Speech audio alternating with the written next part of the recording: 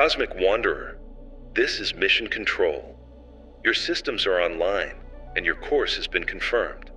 Today, we are leaving Earth behind and traveling far beyond the solar system toward one of the most recognizable groups of stars in our night sky, the Pleiades, also known as Messier 45, or, for thousands of years, the Seven Sisters. From Earth, they appear as nothing more than a tiny gathering of blue points in the constellation Taurus. But those points are not sitting beside one another in some miniature pattern. They are stars, hundreds upon hundreds of them, and our destination lies approximately 445 light years from home. There they are. Even from here, the brightest members dominate the cluster. These are young, extremely luminous stars, born roughly 100 million years ago. That sounds ancient by human standards, but compared with our Sun, which has existed for more than 4.5 billion years, the Pleiades are remarkably young.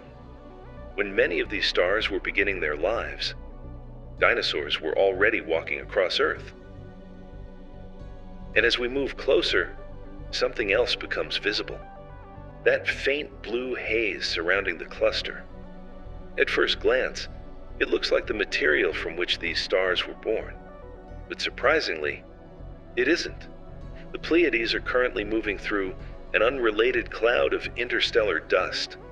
The stars illuminate that dust as they pass through it, creating what astronomers call a reflection nebula. The dust does not produce this light. It reflects and scatters the brilliant light of the stars around it, and shorter, bluer wavelengths scatter especially well. That is why so much of the Pleiades appears wrapped in this cold, almost electric blue glow. The star ahead is Maia, one of the Seven Sisters. From Earth, Maia is one of the brightest members of the Pleiades. It is a blue-white giant, hotter, larger, and vastly more luminous than our Sun.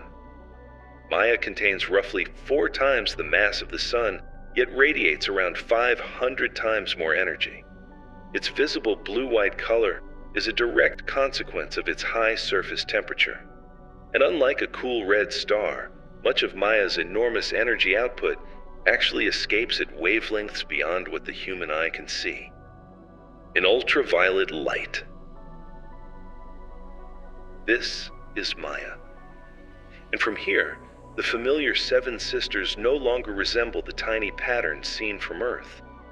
Perspective is beginning to break that illusion apart. The stars of the Pleiades are separated from one another by enormous distances. From Earth, hundreds of light years away, those distances are compressed onto the night sky. But from inside the cluster, there is no Little Dipper-shaped group. There is simply space, stars, and dust stretching across light years. Around Maia, the surrounding reflection nebulosity is particularly noticeable. Dust passing through this region catches Maia's intense blue-white radiation, turning an otherwise dark interstellar cloud into something visible across the emptiness. Take a moment to look around. What appeared from Earth to be only a handful of stars is revealing its true scale. The Pleiades contains more than 1,000 known stellar members in its familiar central population, from brilliant blue stars like these, down to faint red dwarfs and other low-mass objects that cannot compete with them in brightness. Those smaller stars make up much of the population, but the massive blue stars steal our attention. They burn brighter, they burn hotter, and they live much faster lives. Our next target is the brightest of them all, Alcyone. Adjusting course. From Earth, this is the brightest individual star in the Pleiades, a blue-white B-type giant, approximately 6 times the mass of our Sun. As we approach, keep another detail in mind. Pleiades may look peaceful from a distance, but stars like Alcyone are extreme objects, Its surface radiates at roughly 12,000 Kelvin. Its total energy output is estimated at around 1,700 times that of the Sun. And we are heading directly toward it. More stars are now separating from the glare. From Earth, Alcyone and the surrounding members appear almost crowded together. Here, the three-dimensional structure becomes much easier to understand. Objects that seemed nearly touching in our sky can actually be separated by tremendous distances. Several stars have historically been cataloged visually near Alcyone, but proximity in our field of view does not necessarily mean that they are close gravitational companions. Inside a cluster like this, perspective can be deceptive. Our target remains the dominant blue-white star ahead, Alcyone. Notice the change in scale. Alcyone is no longer a point of light. It is becoming a world-sized sphere of plasma, and there is something unusual about its shape. Alcyone rotates extremely rapidly, so rapidly that the star is not a perfect sphere. Centrifugal effects push its equatorial regions outward, making the star wider around its middle than across its poles. Its polar radius is estimated at roughly 8 suns. Around the equator, it extends beyond 10 solar radii. If Alcyone replaced our Sun, its surface would reach millions of kilometers farther into the solar system. The smaller stars around us are now being overwhelmed by Alcyone's light. Do not mistake every nearby point for a moon, planet, or companion. This is still an open star cluster, and stars at very different distances can overlap from our current viewing angle. Alcyone itself is also a special class of rapidly rotating B star, so what we are approaching is not simply a larger version of the Sun. It is hotter, more massive, more luminous, and rotating at extraordinary speed. We are now close enough that Alcyone dominates the entire forward view. The blue color seen from Earth is beginning to disappear beneath overwhelming brightness. Up close, a star this hot would not resemble a calm blue sphere.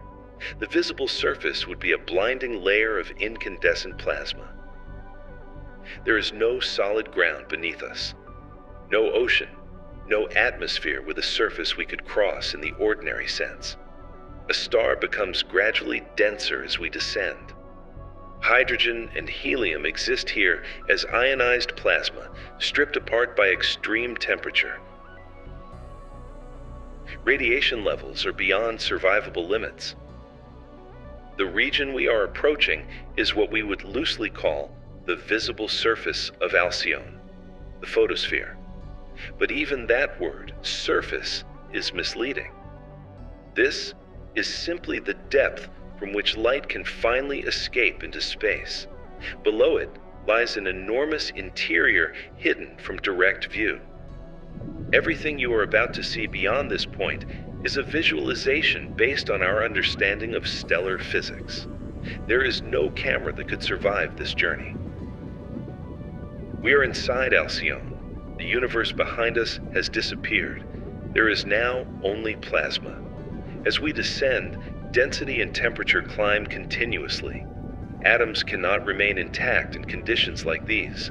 Electrons are torn away from their nuclei, creating an electrically charged sea of matter. But despite the violent appearance of this visualization, most of Alcyone's interior is not filled with giant empty flames like a fire on Earth.